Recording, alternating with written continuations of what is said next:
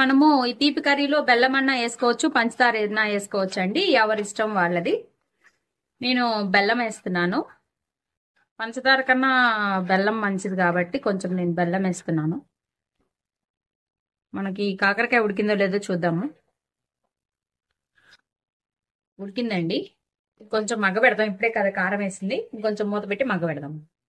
ఇదిగోండి కారం వేసేసాం కదా, దించే ముందు కొంచెం బెల్లం వేసుకోవాలి. ఇదిగోండి ఇప్పుడు మనం బెల్లం వేసుకుందామండి. అయితే బెల్లము మొత్తం పాకం ఏం అవసరం లేదండి, మొత్తం బెల్లం కూడా కరిగిపోతే చాలండి. మీకు కొంతమందికి బెల్లం ఇష్టం లేకపోతే పంచదార వేసుకోవచ్చండి.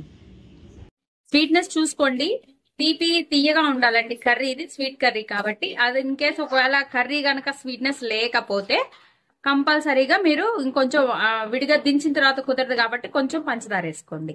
అందుకని దించే ముందే ఒకసారి స్వీట్ అనేది చూసుకోండి, చెక్ చేసుకోండి.